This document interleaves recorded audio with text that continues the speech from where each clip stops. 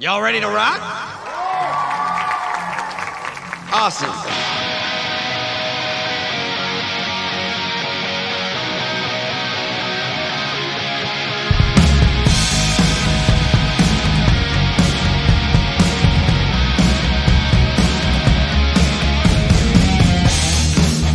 I'm Chris White, writer and director of the coming-of-age music movie Electric Jesus, a story set in a world that might seem like a foreign planet to some people. Electric Jesus, the music behind the movie, is your VIP backstage pass into this crazy world. And in the immortal words of Skip Wick, our Christian rock huckster with feet of clay and a bad toupee, the Rock and Roll Road Show. Praise the Lord and pass the ammunition.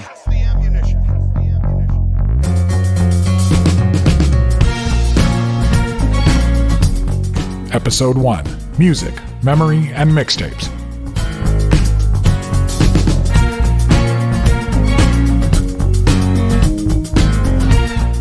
So Chris, as we get this thing started right here, Episode 1, tell us who our guest is today in the Electric Jesus interview suite. I have an old friend, Kristi Wooten. She is a music journalist, author, and activist from Atlanta, Georgia, and she has a lot to say about the nostalgic power of music.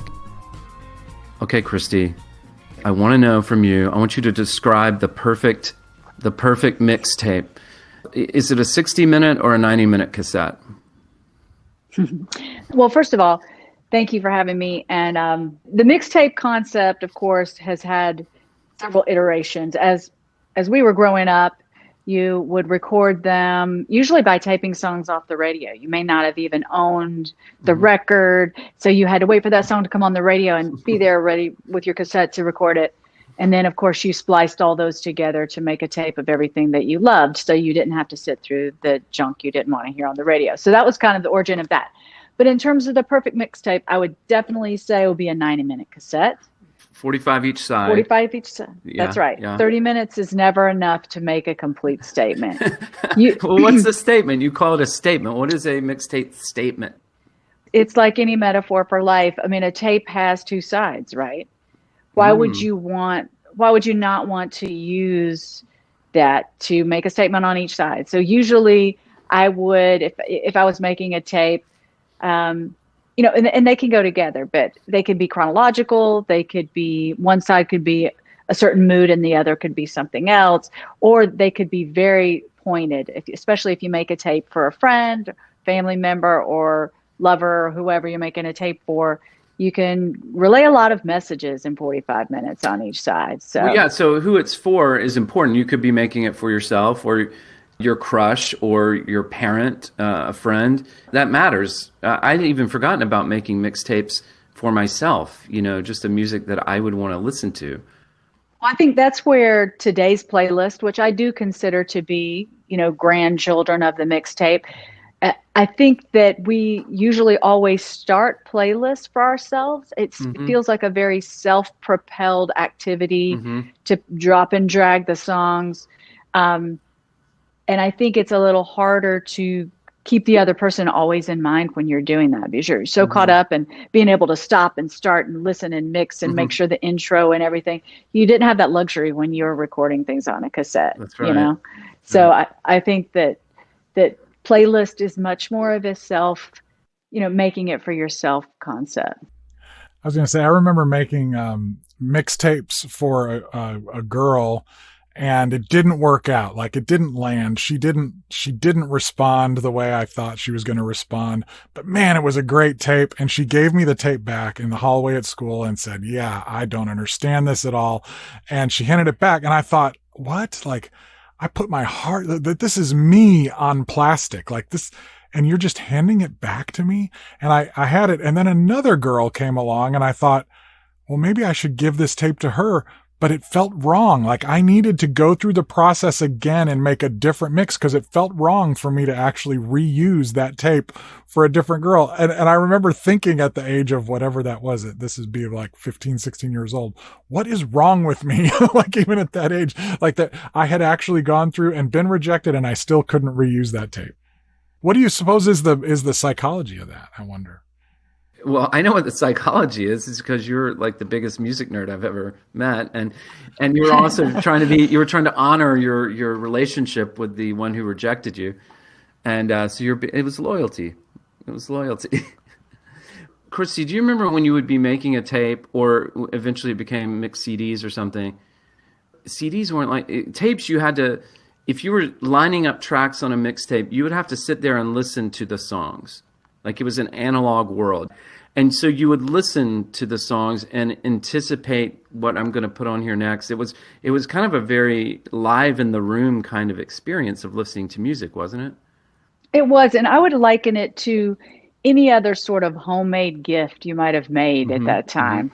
You know, Mother's Day or for grandma or whatever. I mean, you were going to spend your requisite hour painting, gluing, whatever it is you're going to make. And tapes were no different back then. I feel like it required time. It required thought. And decoration, the sleeve, you would, I mean, would you write all the names of songs, or would you make it a mystery? Like, this is just a mixtape and I put cool stuff on it. Or was it important to you as it's this artist and this song, and you need to know this person listening to this? Yeah, I'm a big nerd, so they needed to know the artist and the song. And they almost always needed to know the exact number of minutes and seconds the song was, because that also said what it was. I mean, you could tell if something's 3.5 minutes, you know, it's from the long line of, you know, radio friendly pop music. If it's 6 minutes, 24 seconds, it's either jazz or Pink Floyd or some other realm that you're about to enter. So those were important things to know ahead of time as you know, popped that thing into the car tape deck. Absolutely.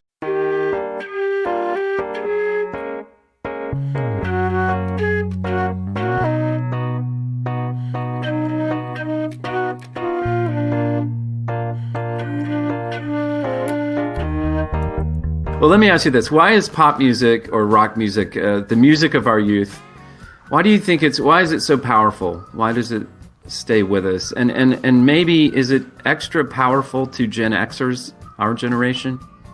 I would say yes. And here's why. I think it's the perfect nexus of technology. So we had radio, we had television, we had MTV, which is a whole other realm to, you know, anything that humans had experienced before with music.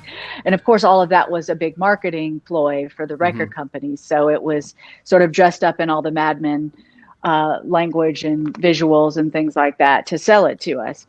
But I think that, you know, I really feel like we kind of were the 20th century music generation. I mean, looking, especially now after the pandemic, looking back, you think about each generation, maybe the silent generation, our great-grandparents or grandparents, and then the boomers on down, how each generation has used music as a technology. And now we actually do use it. We are no longer listeners, we're users. So, you know, I think Gen X was caught right in the middle of all those generations trying to figure out what music meant to them. And so I think that it was just our thing. I mean, we did make it visual. We did make it personal. We did make mixtapes. And you know, I don't know if you've read Rob Sheffield's book, Life is a Mixtape, but that kind of sums up, you know, what music meant to us, you know, that we assign memories to songs and we live our lives by those songs. I mean, you can be anywhere and hear a song and know exactly where you were, either the first time you heard it or the time it mattered most, like the time you heard it on the way back from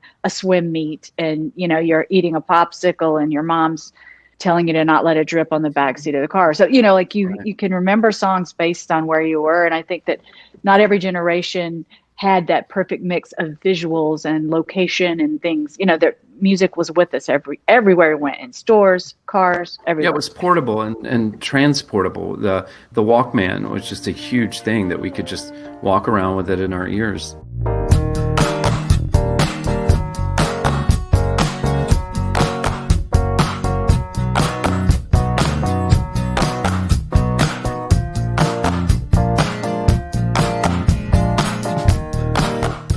Who were the artists? What were the songs that animate your memory, that bring you back to childhood and adolescence and young adulthood?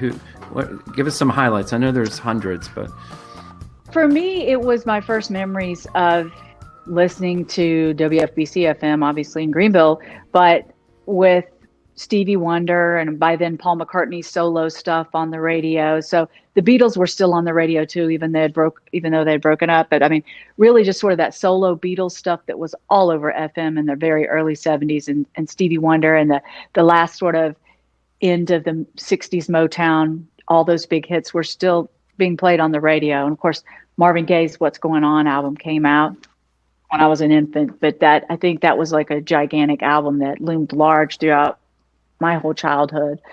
And even though my parents weren't playing those records, just being able to hear that on the radio, and also being able to hear radio at a time when there weren't these conglomerated stations. There was the local soul station, and there was the local pop station, and there was the local whatever. There was room for everybody, and they were still independently owned and independently minded in terms of making up their minds of what they were going to play. So I think I was greatly influenced by that, because, people grew up around in different places in America where they didn't have like a locally owned station that played primarily Black artists aimed at, roller skating crowd, and white kids in a suburban neighborhood listening to, Prince's first album and all this, years before it sort of became mainstream stuff.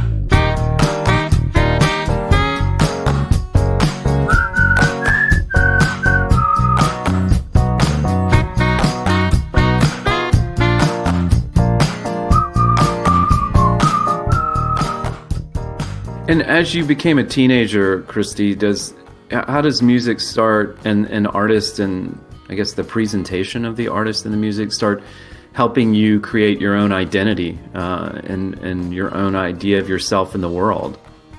Definitely music was connected to a worldview, especially for people like us who grew up with the Man on the Moon. We saw that as, everybody around the world, being the same, which of course we're not. We didn't realize at the time we had a lot more opportunity in America than other folks did. But with regard to music, I think when the second British invasion arrived in the late 70s, early 80s with all the new wave artists, I think that's when we started to see artists speaking out a little more about, not only how they made the songs, but what it meant and what the purpose of the song was. So we had gotten beyond all the 50s and 60s, the ditties and the Paul Ankas and those that our parents grew up with, and the love songs and the crooning. Nothing wrong with love songs, but songs, if you do a word cloud of lyrics from the 1950s, it's baby and car and honey and all these kind of things. And you get to the 80s, and by the middle of the 80s, the word clouds are word like one, together, world. I mean, it's so obvious when you look at, and of course you arrive at things like we are the world at a certain point with that, but the decades were caught up in different things. And I think the visual presentation was a lot of that, with music video, not just the fashions and that, but how they presented themselves in context of the world we were all seeing. I mean, so many artists were writing songs about their fear of nuclear war. And that was part of the way that they spoke to us about what was going on in the world and shaped our worldviews. And you were either, impressed by that, or you went on to listen to something else. And that's one of the things that I think happened like in the 80s, is this kind of split off of country music continuing to try to be mostly just an American concept, and that how that limited the genre. And now you're seeing, of course, a backlash against that in a positive way with all these amazing alt country artists and Americana artists who are, putting out really thoughtful, timely things about the way of the world.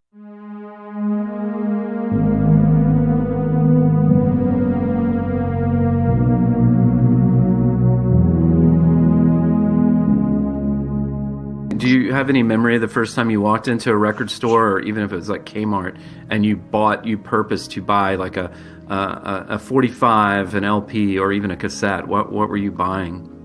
The first 45 that I ever got was from Kmart. Mm-hmm. I think everything came from Kmart in my world until I was about 10, until Record Bar opened at McAllister Square. But no, definitely Kmart. And the cool thing about Kmart, believe it or not, was they would give white label singles I guess they would get them in shipments from the record companies to give out free. So, I mean, this wasn't my first one.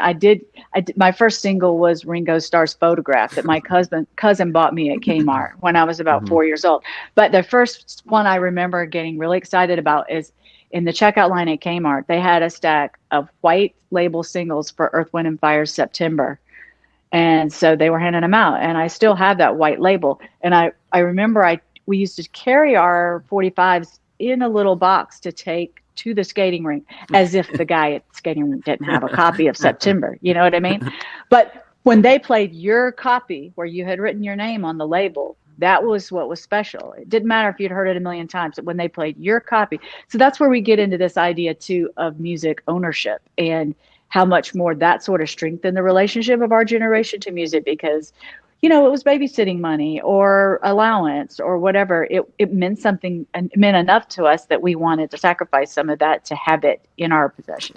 I remember that it was precious. The music cost something, and that led to us sharing, and that fed into the communal aspect that the records were so expensive that I would get this one, this guy would get this one, this girl would get this one, and then we would share. My brother and I, who were at each other's throats, we hardly got along at all. This was the phase where, you know, we were 18 months apart and we just wanted to kill each other most of the time. But we wanted Queen's Greatest Hits album so badly that we created a contract between us, and I owned side A and he owned side B, and we signed a contract that said you can listen to side B and I can listen to side A. Like, we would share it as long as we agreed to clean it between, you know, all this stuff. And we went to Kmart and bought that album together and shared the other side with the other person. And that was like a moment of détente. And I had records I would bring to parties, and I was the DJ, and people would bring their records. And it really was something that forced some community and some sharing. And now, with it being perceived as being free, I think we're losing a little bit of that preciousness and the excitement. Although, you know, my son came in the house so excited last night that 21 Pilots had dropped their new single that he could not wait. He had to just tell us and play the song, you know, over and over and over, and really think about what the lyrics mean. Like, so I'm glad to see that there are, and he was with some friends when he found out about it, and they listened to it together. So it can happen, but I don't know that it happens as much. The music is just flying around so fast, and so the access is so easy. For us, I think it was a little bit more precious. Girl, it's clear to me that Jesus lives in you.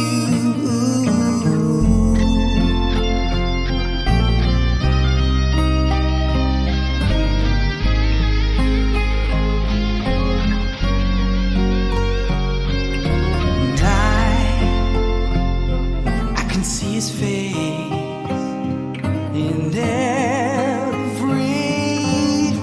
you do, and everything you do. So tonight, my girl, I declare, oh, my love for you,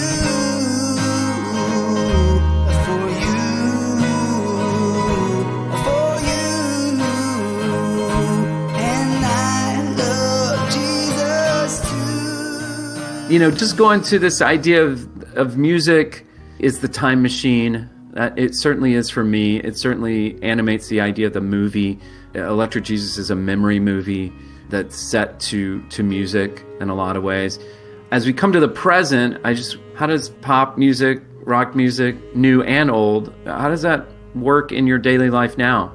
You're a grown-up. You have a pretty much grown kid, and you have a job and a marriage, and like, when do you listen? Well, that's a very loaded question, but I'll try to get to as much of it as I can. The idea, though, that you touched upon, the fact that we are adults. I mean, I think that's like saying, oh, adults don't need to drink water to stay hydrated. I mean, music is a human thing. We need it. I mean, you know, it's a human phenomenon. I mean, the fact that music strikes certain emotions or brings those memories back. I mean, it's a thing that you should never live without. I mean, even people with hearing impairment or things like that find ways to enjoy rhythms and to understand music through other ways. But, there's that element. As far as music being a time machine, I think that we do a disservice to music to suspend it in time. I think there are certain moments that are suspended in time, whether that's a high school dance or a date or a concert experience, something where we can capture those as moments in time and keep them in a little capsule. But music itself transcends that. And that's one of the things I love about Electric Jesus is that you're watching this story, which feels retro, which feels like a almost flashback to a certain time. But the music is right there with you in the present moment. And that is what makes you not dismiss as, oh, this feels like too much like the 80s, or this feels like this. You're viewing it through a retro lens, but at the same time, you're not putting it into a capsule so that it belongs only to one decade. And I think that's one of the things that music does, not only for film, but for us in our lives. I think a song that was once relevant could be relevant again. I'm not going to play Disco Duck today and think that that's important. Excuse me, Rick D. Sorry about that. But, there are some sort of confectionery pop songs that are always going to be lost in time. But for the most part, I think music is as important an element of your life that can grow with you as any other aspect of your life. Yeah, that's really beautiful. And one of the ideas that was going on, and as we were thinking about Electric Jesus, was I think nostalgia is a dangerous thing, or it can be maybe that's too strong. Nostalgia to me feels unearned in a lot of ways, and nostalgia feels trite to me.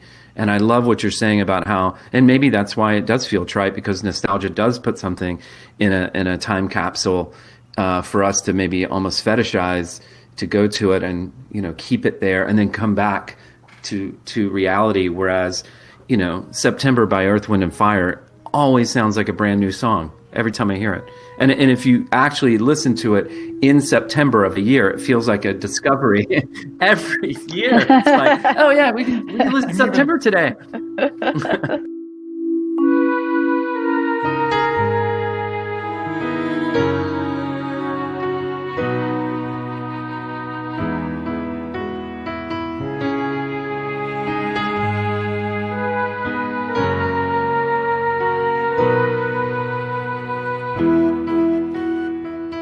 One of the things about this that strikes me is that we're talking about the fact that music forms our memories, informs our memories, shapes our memories, but a lot of times memories are lies. We don't remember things exactly accurately.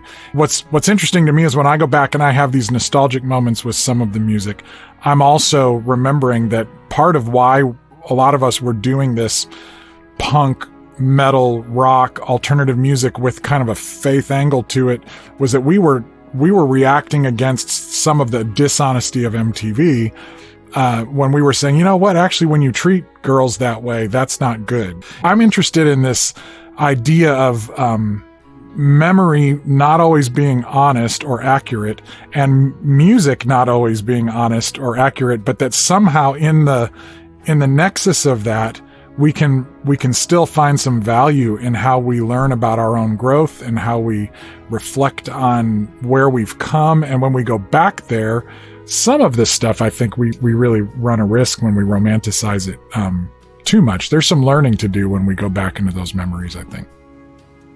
I totally agree, especially being a woman who's spent 30 plus years writing about rock and roll, and even thinking back to the 70s and 80s and 90s, even writing about predominantly male rock bands. Of course, there's fewer bands today than there were back then. But and not all of them were writing terribly misogynist lyrics or, doing things like that. But that certainly existed. And where I was trying to fit in as a girl and then a teenager and then an adult writing about this music, you do get caught up in this, a song can sweep you away. Just like, I bring up the Mad Men and the advertising um, comparison is that you are being sold. A song is selling you something, whether that's a lie that you tell yourself to be, not honest with yourself about what the situation is, or whether it's a dream world that you aspire to that you may never get to in your real life. And that's the appeal of the music. But as far as our memories, I do think that memories, I don't know that I would call memories dishonest per se, but I would say that it's kind of, the same way as when you first saw the tallest building in your town, or maybe the first time you saw the Eiffel Tower or something, and you think, man, that is so much shorter than I ever thought it would be in real life. Or same thing when you meet a certain rock star who's not very tall, or other people. You're like, that's not the way I imagined it to be. And I think that's how we trick ourselves. And part of that is transitioning from childhood to adult. So our memories are ensconced in childhood. And when, those were our first impressions, we didn't know, of course, that Joe Rocker over here was being horrible to women or writing terrible lyrics or whatever. You didn't know as a child everything that was going on. So as we peel, this is happening all across society too, as we peeled back the layers of our sins of the past, and those include music and musicians. It's hard. I think I've come up against this primarily with artists such as like Michael Jackson. I've had a hard time reconciling my love for the exuberance of those songs, especially on Off the Wall, and then some of the tracks on Thriller as well. And I came to the conclusion that I am really just a big fan of Quincy Jones arrangements, and every player who played in the orchestra and the rhythm section of those actually recorded, orchestrated albums. That's who is calling my spirit, when I hear those songs. And I think it's hard for us now in terms of reviewing things that need to be reviewed, either artists whose estate may not deserve our money right now after they've been accused of something or whatever. I think we have to just look at the music and how it was made and what was the intent there. So it requires a lot of thought to stay on the right side of all of it. And I don't know that there's always a right side of all of it. We just have to do the best we can.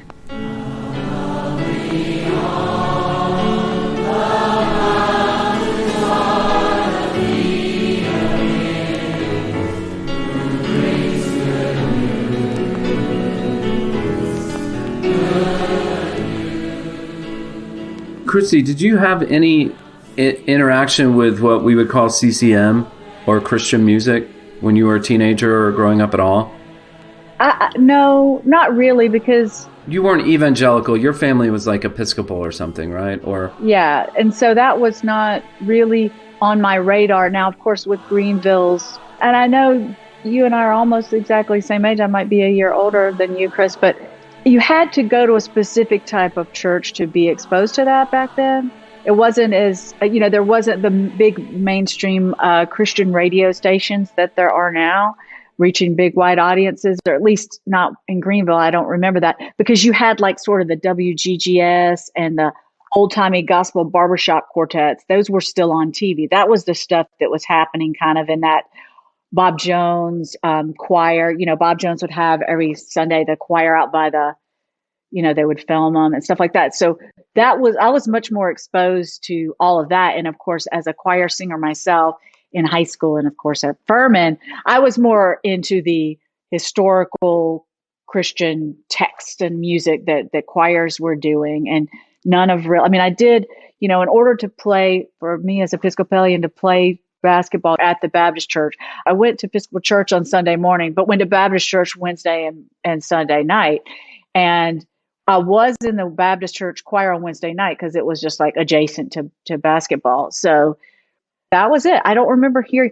Of course, I knew who Amy Grant was after a certain point, but I did know about a couple of the metal bands only because when I worked at Record Bar, they were popular sellers. People would come in and buy Stryper and stuff like that, for sure.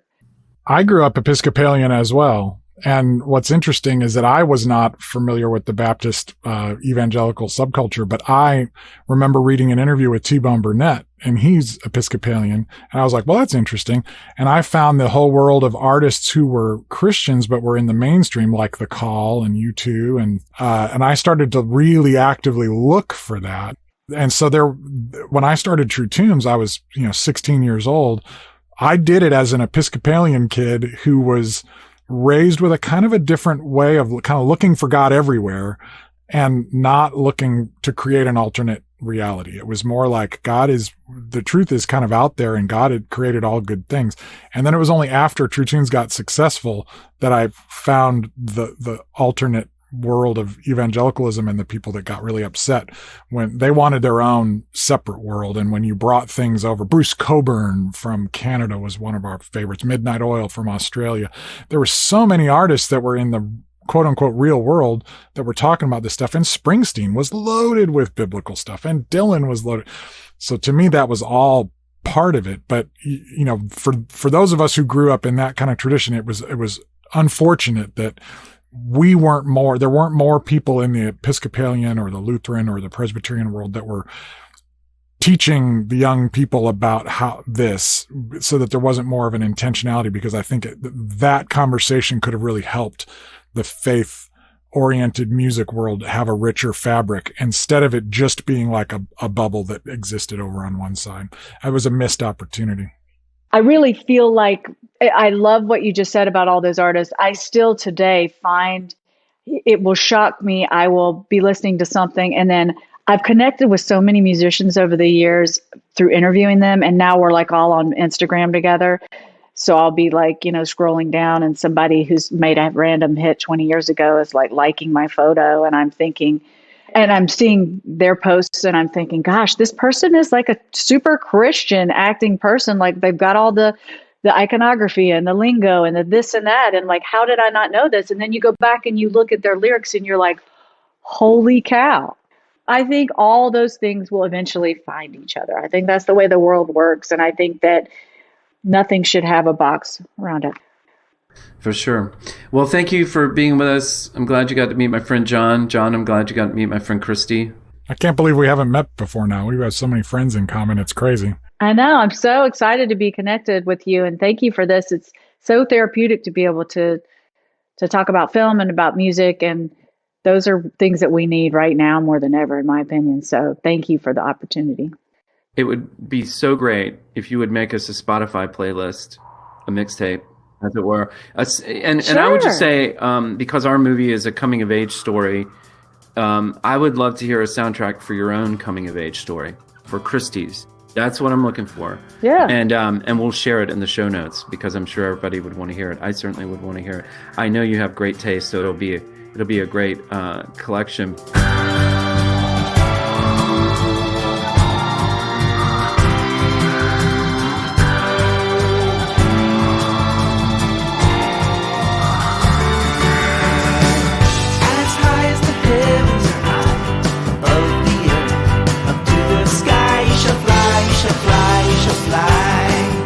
John, don't I have the coolest friends? I mean, Kristi Wooten. Yes, you do.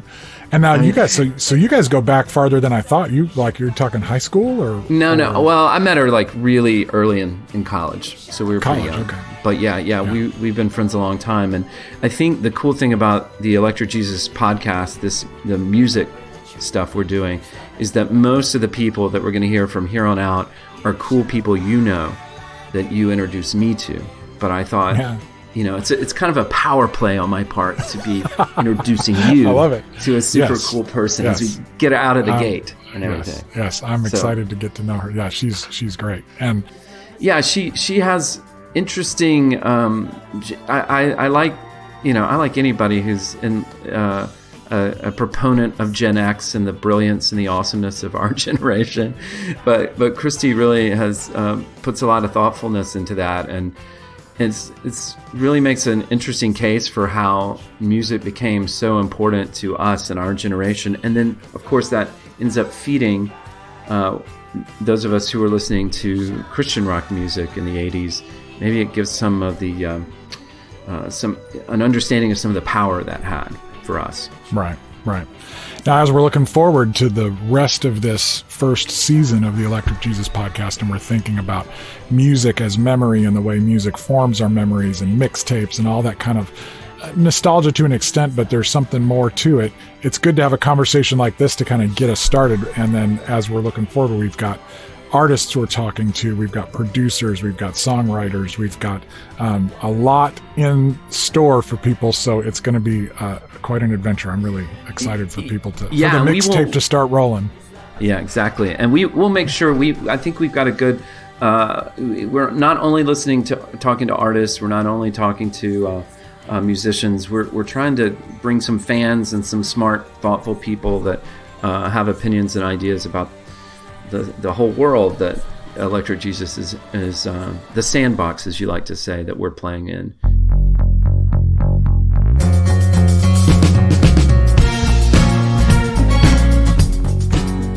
That's going to do it for this episode of the Electric Jesus podcast. For more information about the Electric Jesus film, visit electricjesusfilm.com and make sure to sign up for the email list, also known as the G's Team.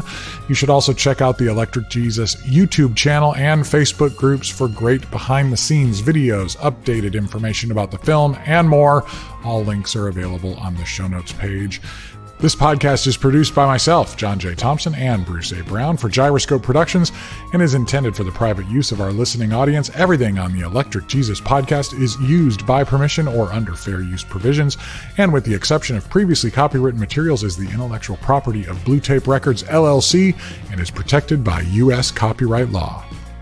Next time on the Electric Jesus podcast. So when it was time to write the music for Electric Jesus, both original songs and score, it would be a falsetto-voiced indie rocker from South Jersey, Daniel Smith, of the legendary alt-folk band Danielson, who would bring the music to life.